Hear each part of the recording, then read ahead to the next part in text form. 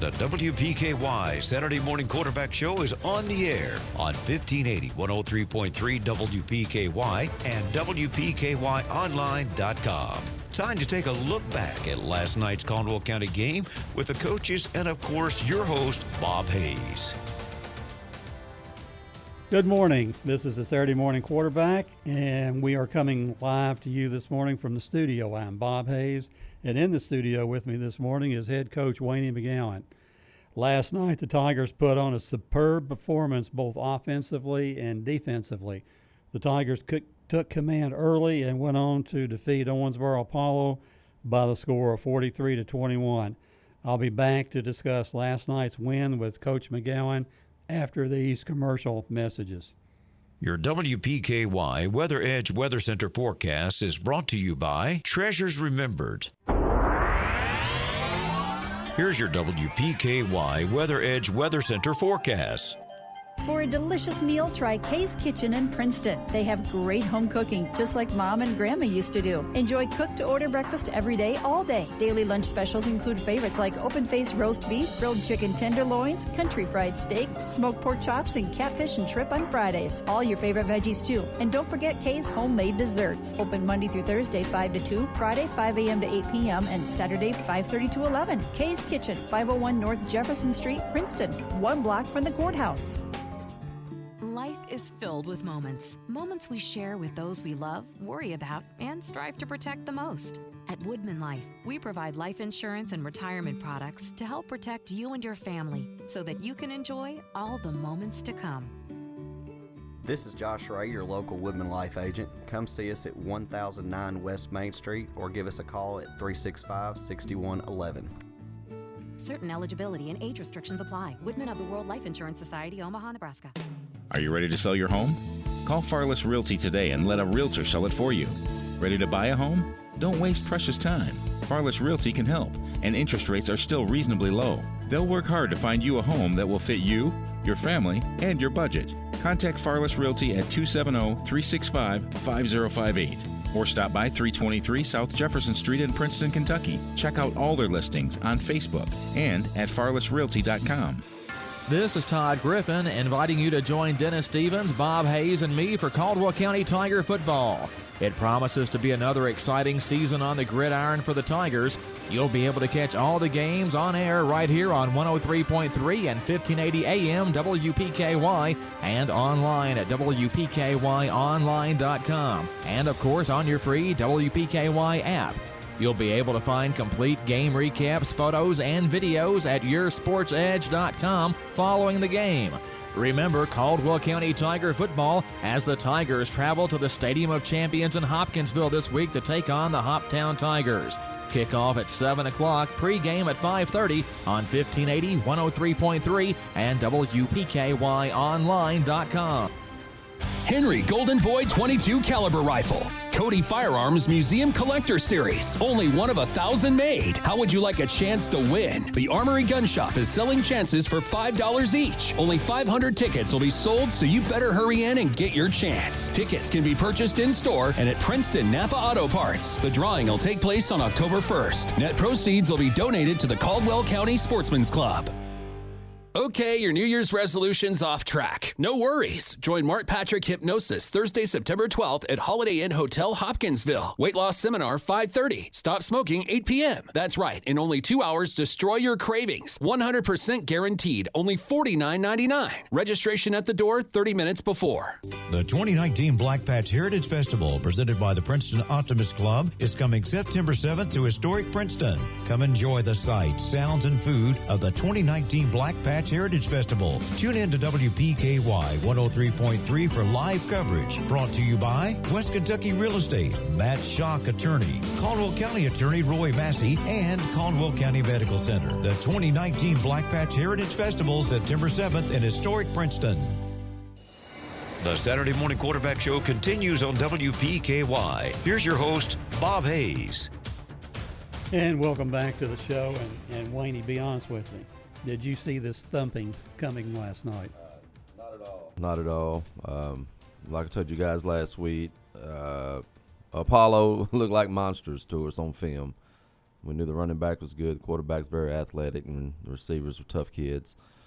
We preached to our kids, especially last night before the game. We really harped on coming out fast, playing fast, not waiting around to see what Apollo was going to do or let those guys get comfortable and running the football like they did so well against Warren Central. We wanted to be the aggressor, and whether defense, offense, special team, whatever that was, we wanted to come out and set the tone and dictate how the game was going to go. Apparently to us in the booth, certainly after the first drive, there was no letdown at all coming into last night's game. Did you see that coming in warm-ups and when you had the team together in the locker room before they came out? Very focused. Pre-game talk, all the coaches had, a few words to say, and the kids were very attentive to every coach, every word. Eyes were on us.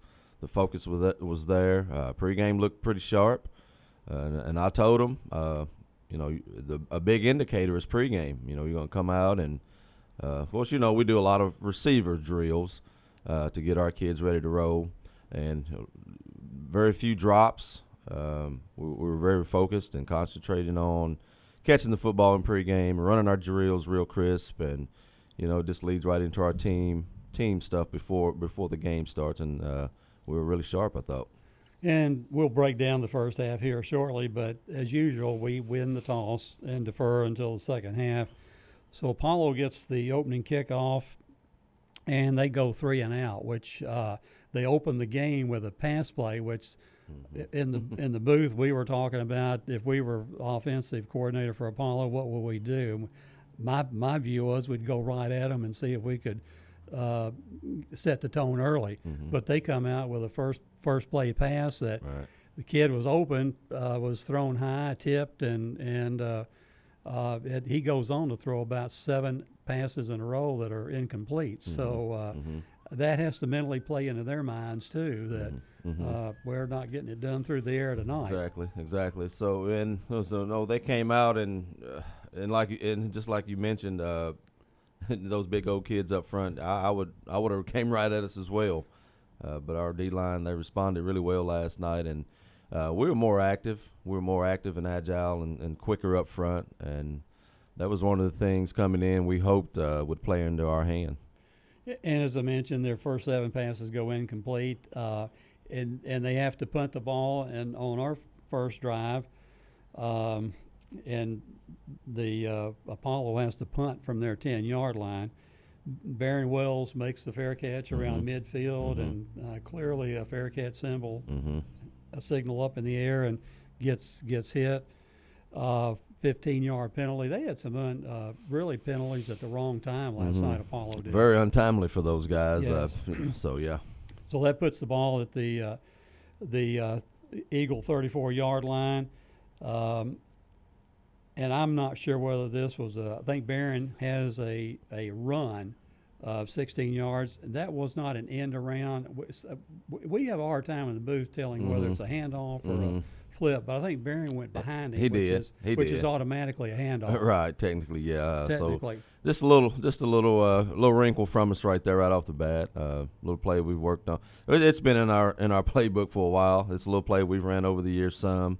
Thought get Barron the ball a little bit, see him get him in space and use his athletic ability, and it was a good play for us. So he has that 16-yard run on the second play, and again, the penalty against the Eagles moves the ball to our 8-yard line, and Derek takes it the final 8 yards. And this is something that really opened my eyes, is how big that hole was and how he just really hit it nicely. Right. I don't know whether he got touched on it. It may not have been touched. Like I said, I hadn't been able to review any of the film of our game yet, but hit it down in there, and he saw daylight and burst right in the end zone, and pretty easy run for him right there. But there are going to be a lot tougher runs than that one. But it's good to be able to commend those guys up front, knocking people off the ball, creating those holes, and allowing the running back just to waltz into the end zone. The first time that your eyes were open is how our offensive line played last night was on that drive. Oh yeah, I thought they did a tremendous job all night. Being able to handle those bigger guys up front and those bigger linebackers, and that play there, it was a telltale sign of, those kids ready to play, and we're on our assignments. We took care of our assignments, and we were doing things right. And that was one of our vintage drives. I think it was a 3-play drive or a 4-play drive. So, and Blake Virad adds the extra point. At this point in the game, we're up 7-0. Then Apollo on their second drive, they get the kickoff and they pick up a first down. And in that series, they have a 37-yard run by Hogg, and he was, as I mentioned, was as advertised. He ran well, but then Apollo turns the ball over on downs to the Tiger at their 41-yard line, failing on a fourth down pass, one of their many incompletions in the first half. So the second Caldwell County drive, and this is something else. The Tigers would have the ball for 5 drives in the first half, and all 5 drives led to touchdowns, and which you can't get any more efficient than that. Exactly, and that's and when you have the we do have another vintage drive on the third drive of the first quarter, and that's a 1-play drive. But in this particular play, we drive 59 yards in 11 plays, overcoming a penalty. Russ got his passing arm going on this drive, completing passes of 23 yards to Trip Branch, 18 yards to Barron Wells, and 19 yards to Logan Smiley. That sets us up at the 2-yard line, and again, De'Eric takes the handoff and goes the final 2 yards for his second touchdown of the night, and that was just simply power running there. It was, and to mention the drive, 11-play drive, I didn't realize there's that many plays. 11-play drive, that's great. Be able to hang on the football and drive it down. The passing game was very efficient, apparently, on that drive. So we did hit those guys on good passes. Russ did a good job finding them, setting his feet, throwing the football, and getting it to them, and allowing those guys to be able to make plays after they catch the football. And Blake Virad adds the extra point again, nails it through the center of the uprights. We go up 14-0. And at this point, Wayne, on the sidelines with maybe 6 minutes to go in the first quarter, you've got to be feeling good that we've taken momentum and taken the game somewhat out of their reach a little bit. Exactly, and also, what we preached to them about starting fast. And, you kind of see all that play out. We started fast, scored a couple touchdowns really quick. We're being efficient. So, you kind of think, well, yeah, they've bought in. We've got what we got out of them, what we asked. And that was really good sign for those kids. And the other thing that was impressive to me was we got a lot of people involved. It just wasn't De'Eric on 8 runs in a row. We got Barron involved. We got Tripp involved. Got Russ throwing the ball. Right. Just the more players that get involved, the better off you're going to be when their time number is called again. Oh yeah, and that's something we'll do more, is get more guys involved. That allows you to spread things out, get everyone involved. Doesn't allow the defense to hone in on one person or fix their game plan to stop one guy. So we have some kids do things with the football once they get it in their hands, and we want to be able to use all our kids and let them do their thing. So we kick off again, Apollo, for their third drive of the night. They pick up a first down, and that's aided by a Tiger offsides penalty, but then they have to punt from their 18-yard line. We just didn't let them get out of the hole. Anytime that we had them backed up, we just didn't let them out. They got out maybe one time. Yeah, I think so. But a big 77-yard pass. So that was really good. Pinning them down, keeping them down, punting from their own 18 and what have you, and keeping them backed up and allowing us to have a good field position once we receive the punts or whatever. And this is another instance where we down the punt. When they punt, we down it at our 48. We get out of the way of the ball. Don't take chances for it to be bouncing crazily and off of us to be recovered by Apollo. So, again, here's another one of our drives that we've seen over the last 17 years, a 1-play drive. And De'Eric gets the handoff, and this was going to be later on, we'll mention this, but this was he made a couple cuts on that run and just blew by people after he got 15 yards in the space. So he takes it the final 52 yards, nice hole, nice cuts, some excellent speed, and Blake adds the extra point. Still in the first quarter, we're now leading 21-0, and I don't know what it takes to take the air out of the other side, but I'm thinking a lot of air was escaping from the balloon on the other side.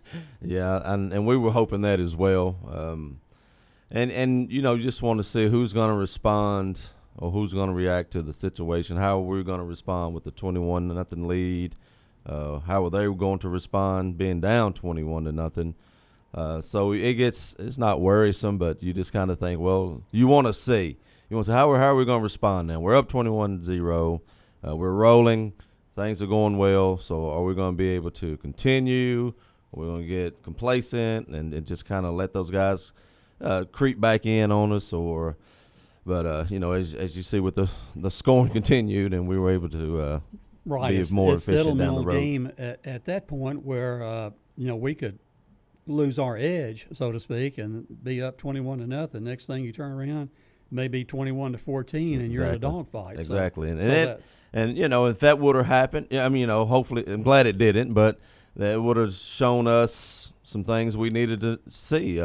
Once you're up, you need to continue to play hard and play even harder, play even faster. As I used to hear, keep the whip going.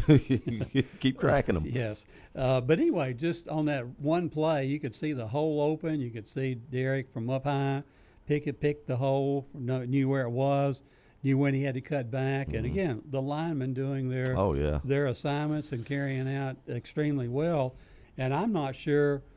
I always kept looking for a linebacker to clog things up. I never saw that last night out of them. I don't know whether they had weak linebacker play or they just unless when they were blitzing us in the third and fourth quarters, we saw some of that. But I think early on, of course, coming into the game, we were looking for them to be in a 4-3 type defense. And early on in the game, I don't know if anybody knows, but they were in an odd front defense. So they put a guy on our center and had, kind of looked like our defense. And so I don't know. As a coach, maybe you probably they confused themselves a little bit. Possibly, as a coaching staff, we were like, why would you want to try to maybe do that? Spend all your week trying to change what you do.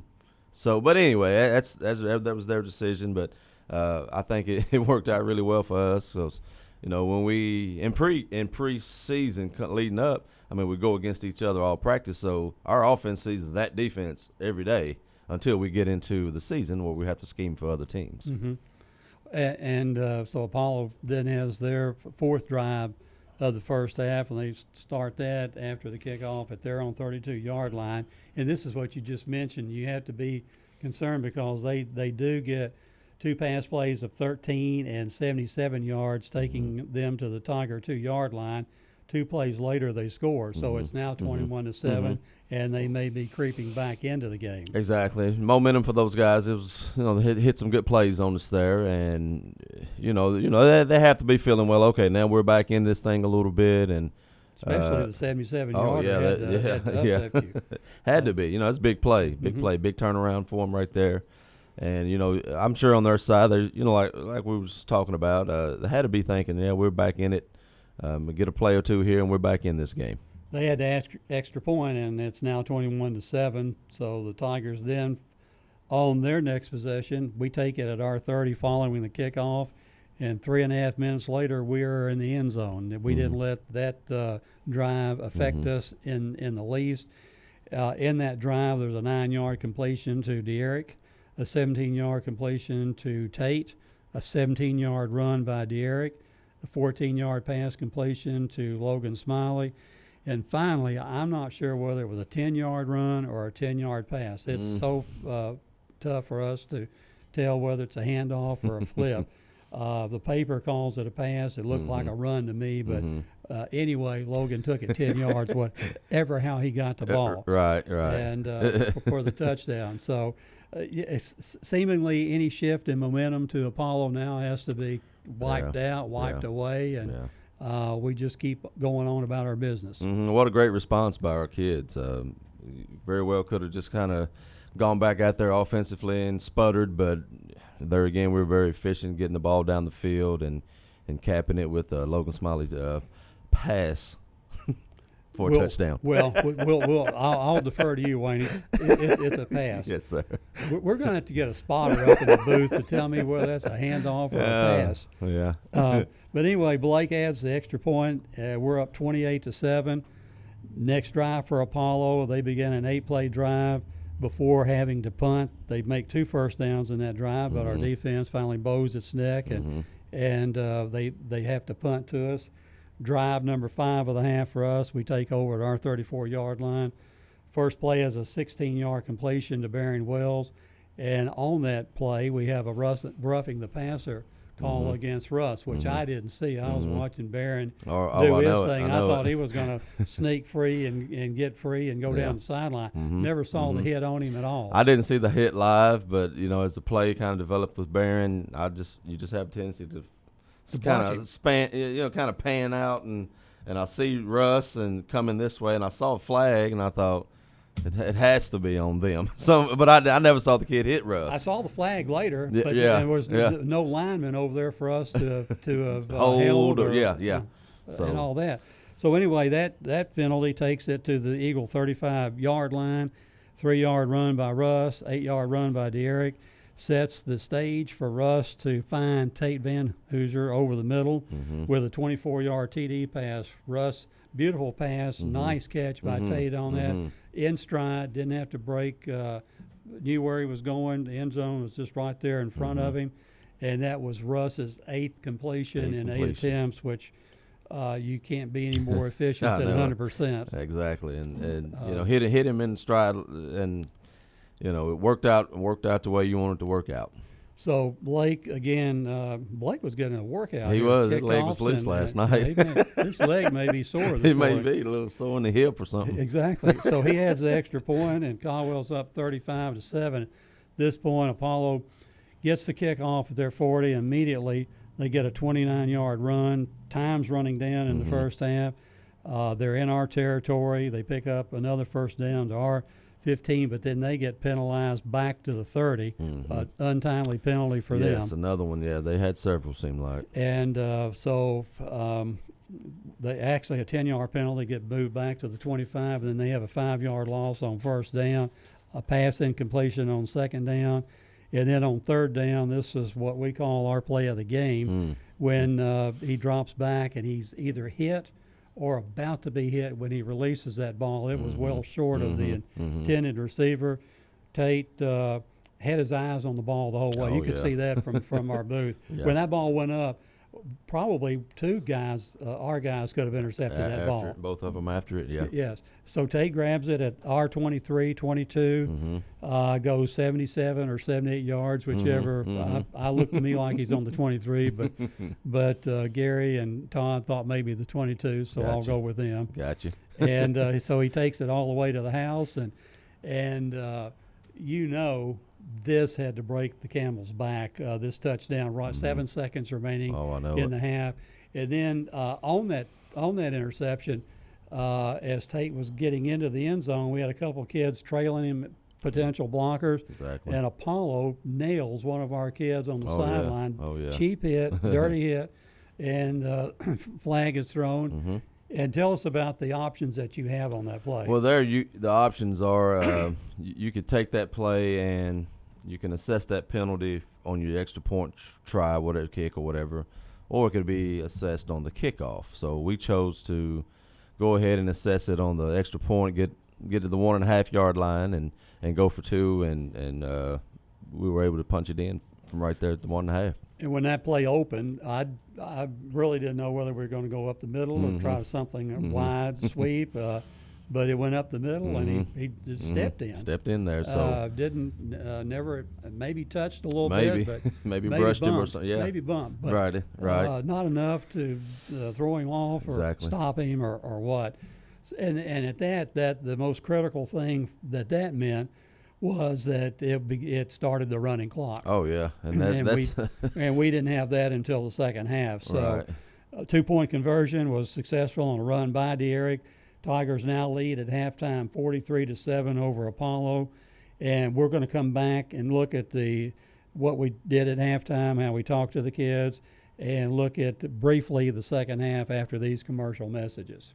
You work hard and you play hard, and let's face it, sometimes it hurts.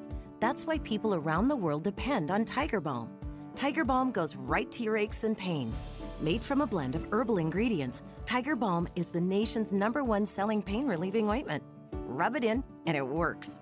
Available in ultra strength and a convenient hydrogel patch. So whatever your age or lifestyle, roar back with Tiger Balm. It works where it hurts. Available at stores everywhere.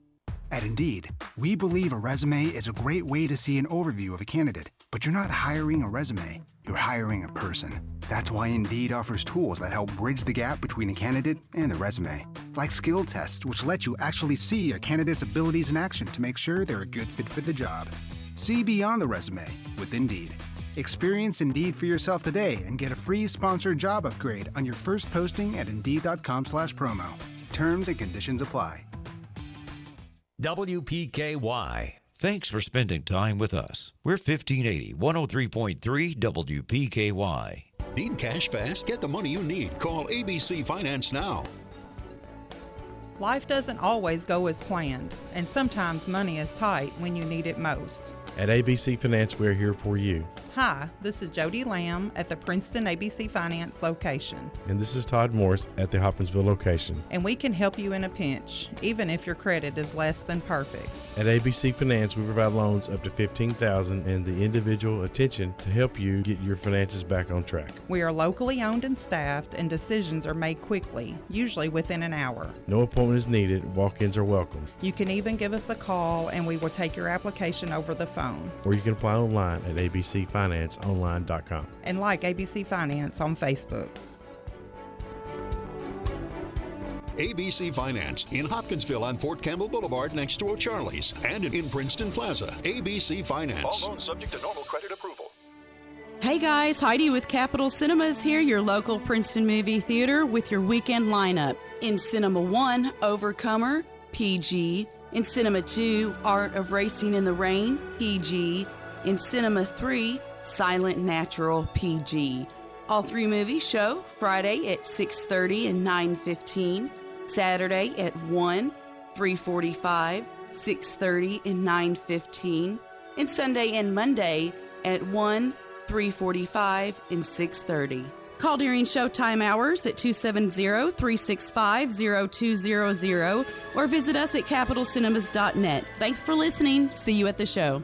Are you struggling to afford health care or medications? Let Health First help you. Whether you're insured, uninsured, or underinsured, you will still be cared for at Health First Community Health Center. We offer financial and prescription assistance to all those that qualify, which is based on income and household size. Contact our office for more information at 365-9455 or visit our website. Same-day appointments and walk-ins are always welcome. Located at 1100 South Jefferson Street in Princeton. At Health First, your health is our first concern. My town, my Taco John's. My favorite thing about summer? The taste of it. Fresh vegetables and a palette of color right on my plate. Like the all-new Sierra Chicken Sandwich, only at Taco John's. Made with TJ's own creamy Parmesan peppercorn Sierra sauce, a grilled chicken breast, and zesty recipe salsa, hugged by warm flatbread. Like summer, it's back, but only for a limited time. My Taco John's. Taco John's, Princeton.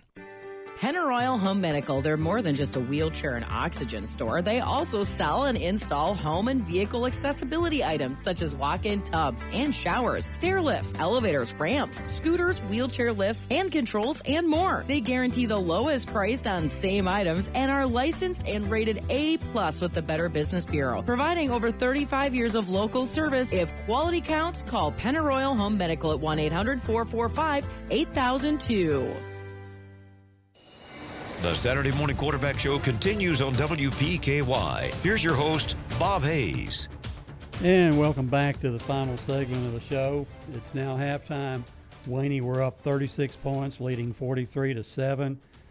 Running clock that we know coming into the third quarter. We know we get the kickoff in the third quarter. So what do we do at halftime in a situation like this?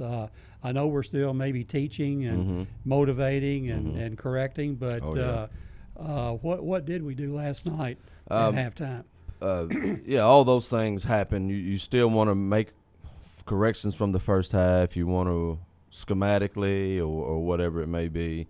You want to be able to adjust, make any kind of adjustments on the field type stuff. So we took care of that kind of stuff, and we also told them, hey, with that play at the end of the half with Elijah being blindsided like that, we didn't know where tempers were.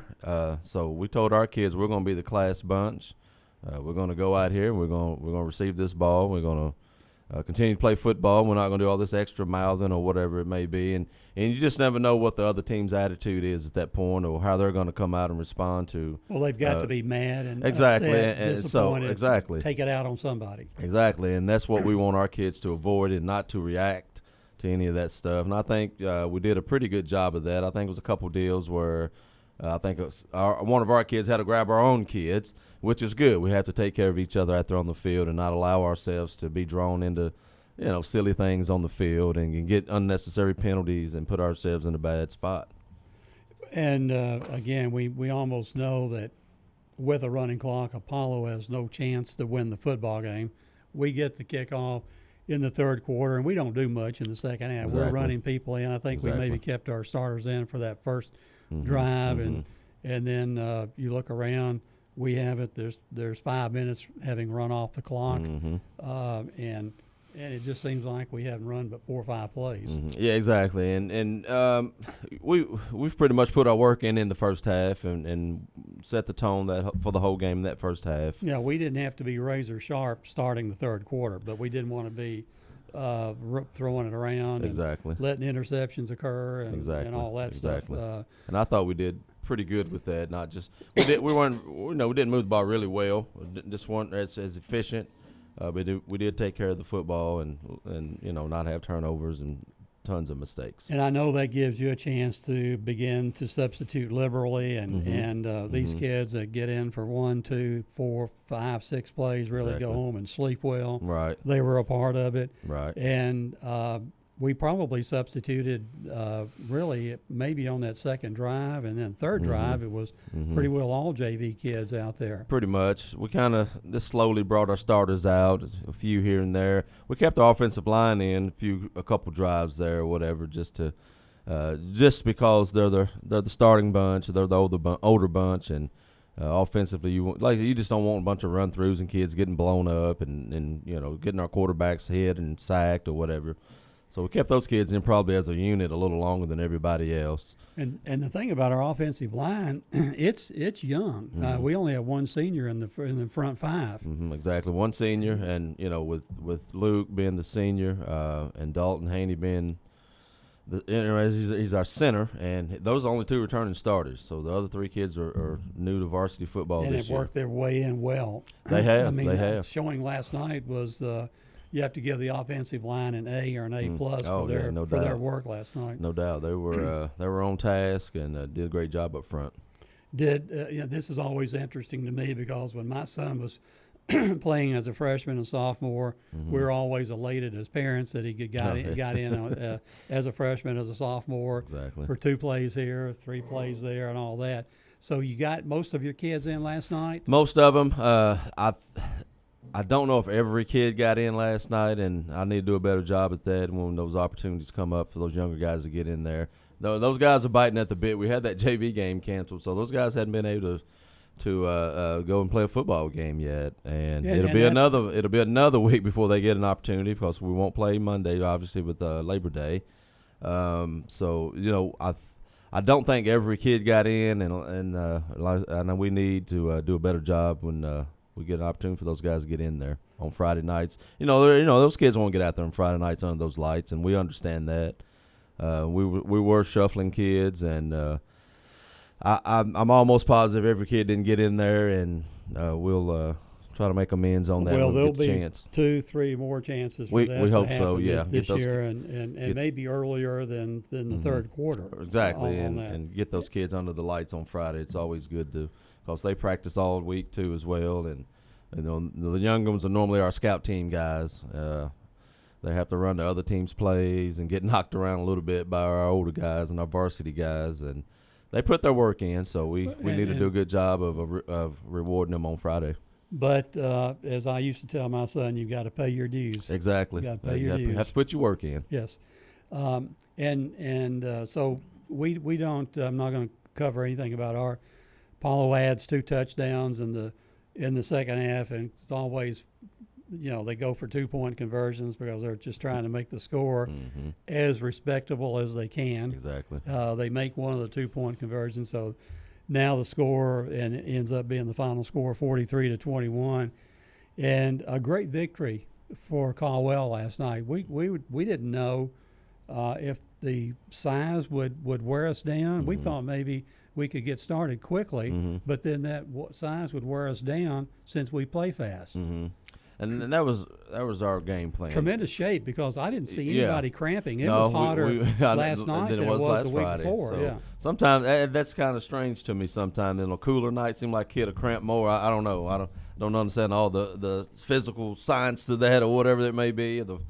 But health wise, we were good. We were able to, keep kids on the field due to not having any injuries or cramps. But pretty good night overall. Kids did a great job. The focus was laser sharp, I thought, last night. And as a coaching staff, when you see what we actually got accomplished last night, you have to go home feeling great. And, and really, the kids have to be feeling the same thing. Exactly. There's a good vibe in the locker room last night. Everyone was excited. Be able to have a victory over a larger school, 6A school.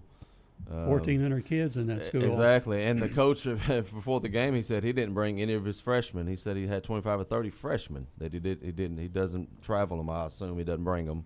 When they warmed up on the field, I had a flashback to the Caldwell County 98 state championship game with Danville when they run their 5, 6, 7, 8 lines of 8 players across. I know it. And they didn't bring any freshmen last night. That's what he told me. He said he didn't bring any of his freshmen. He had 25 or 30. He said he thought he had. So huge team. I don't know how many they had there last night. It was several. And they had 25 at least or 30. 60 so kids. He probably has about 100 on his team. I'd say he had about 8 lines of 7 or 8 each. So at least, yes. But looking at the stats last night in the rushing department, Derek carries the ball 10 times for 95 yards, scores 52 of that coming on one play. He has 3 TDs.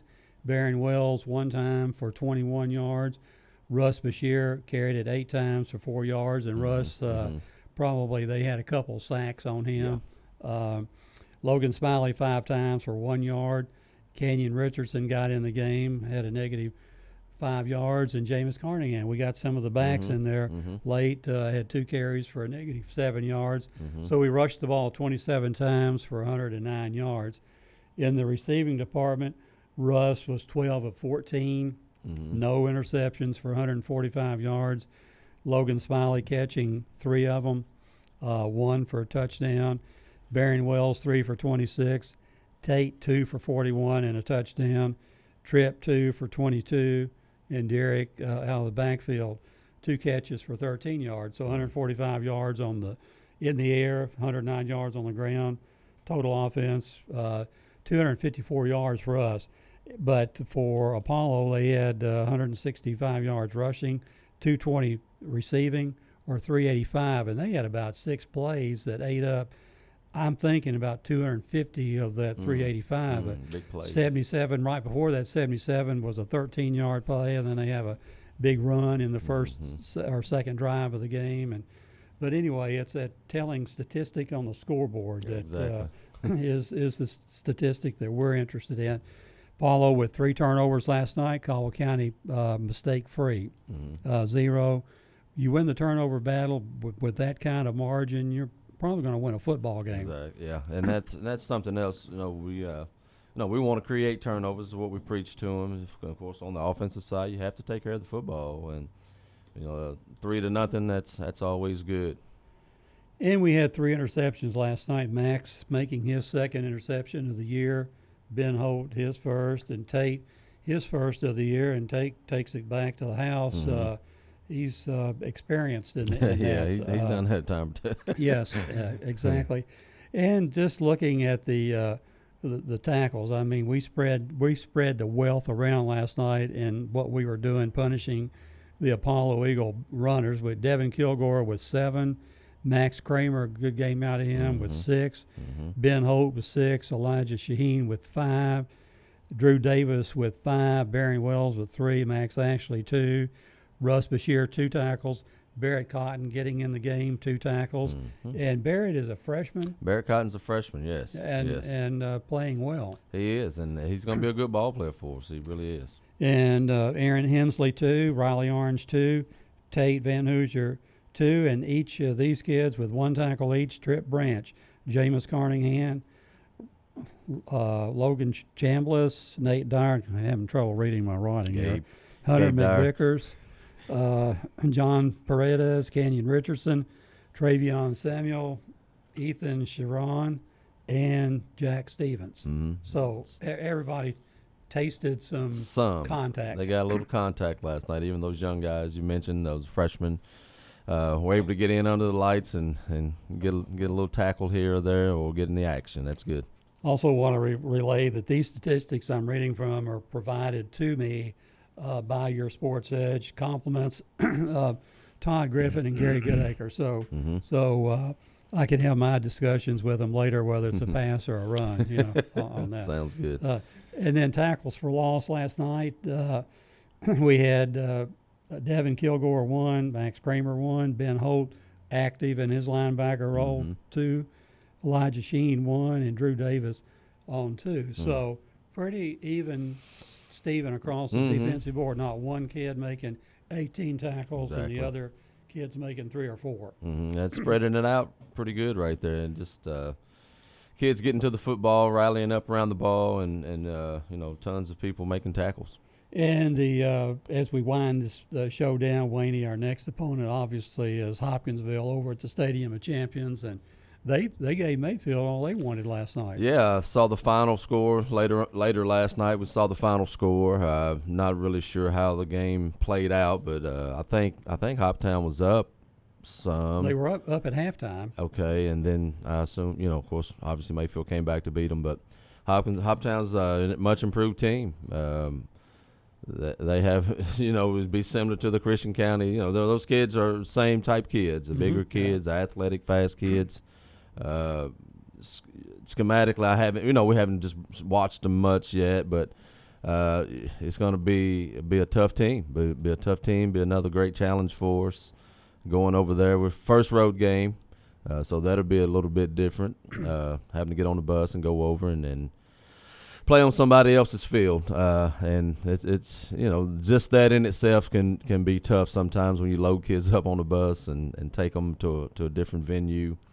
But we're looking forward to it. We'll watch our film, break things down, make our corrections, and prepare and get ready to play another football game. I think just my nature. If I'm 2-0, I think I'm wanting to go 3-0. Oh, exactly, and exactly. So I know we're probably expecting a good week of work, a lot of focus as you've seen these kids have the first 2 weeks of the season and get after it next Friday night, so to speak. I know last night we had Travion Samuel come off the field. I don't believe he ever went back in. No, he didn't. After he came out, he's got a little ankle nagging him. I think he may have gotten rolled up in a pile or something again last night. Mike Long does a great job with our injuries for our athletes get injured. With just a precaution, we're just going to let him hang out second half. Mike did some treatment at halftime on him, started some treatment, and he gave him some advice and some things to do this weekend, and we'll just kind of monitor Travion as we go next week. So if this obviously Labor Day coming up on Monday, are we getting the kids together on Monday? We are. We'll practice at 8:00 Monday morning, and be a lot of film study probably, and we'll definitely get out on the field and run around, get them loose. Work a little soreness out, and we'll try to go in the mornings. It is Labor Day, and I know we take away from the parents of these guys. They're probably with us more now since football's in and school's on than their parents. So we try to go ahead and get that early morning practice in and get them out of there, and that way they can have their afternoon and evening to kind of hang out with their parents and go on their picnic. Go on their picnic, get the little baskets ready, and sit under the tree and have their ham sandwiches and yeah. So that's what we'll do on Monday. And that's what I'm going to do. So, it sounds like a plan. Sit under the tree with my little picnic basket. So the only injury coming out of last night's game was Travion. The others are just soreness, bumps, and bruises, just regular game stuff like that. Yes. Any final thoughts? Yeah, I just want to before I go off thank Cray and Kathy Lewis at Taco John's. Craig contacted me early in the week and wanted to do something. He wanted to feed us. So he was able to get us some tacos and some potato olays and a lot of cheese sauce. I hope had a lot of sauce, had a lot of everything, and delivered it to us at the field house, and kids really enjoyed that. Of course, they're kids; they love to eat. So you put it in front of them, they're going to eat it. And that's a nice perk too. Oh yeah, and it's just more camaraderie. We're all in that team room, and managers are there, senior cheerleaders are there, so kids are there. They're mingling, they're eating, having a good time, like kids should do. At the age that they're at right now, and just want to send a big shout out to Taco John's and Cray and Kathy. Likewise, and also before we end this telecast or broadcast, we have these 5 awards that have been crafted by the advertising department for WPKY. The Quick Cut Award last night that goes to Derek Hollowell on his 52-yard touchdown run. The play of the game is the pass interception by Tate Van Hoosier, taking it to the house. The power line play, which is a C3 Electric sponsored award, is a nice looking plaque on that. We're going to give that to Drew Davis. Okay. Drew really beginning to more active last night, I thought, than he was in the Christian County game. Oh yeah, he was. He was giving those guys troubles up front last night. In the big block of the night, and I'm partial to just looking at last week and this past week. Dennis and I both thought that Dalton Haney wins this award. He has the most responsibility of all on that front 5 to getting the snap back to Russ. Every snap last night was chest high against Christian County, 2 pretty decent football teams. Oh, yeah. And with the size situation looming in front of him last night, you could have rolled it back there, sent it over his head, or sent it left, sent it right. But Dalton Haney, it was perfection last night. And then the catch of the game, where Tate's going to have a second accolade on that with his touchdown catch. Nice catch, nice throw by Russ. So we always like to point out what our kids are doing and are doing well. So that's going to wrap it up. Wayne, appreciate you being here today. Right. Thank you, Bob. And that's it for today's show. Join our team next Friday night in Hopkinsville for the pregame festivities beginning at 5:30. As always, if you can't be there, you can always listen to Dennis Stevens, Todd Griffin, Gary Goodacre, and me for the radio, and next week, the live stream on WPKY 103.3 and WPKYonline.com. For Coach McGowan, the most important person of this radio production, John Miller, this is Bob Hayes, and all of us wish you a nice, long, enjoyable Labor Day weekend. You've been listening to the Saturday Morning Quarterback Show with your host, Bob Hayes, and producer, John Miller. You can watch the Quarterback Show again at WPKYonline.com. For more news about Caldwell sports and sports from across the area, remember to go to yoursportsedge.com. WPKY. You're listening to the voice of Caldwell County, 1580, 103.3 WPKY.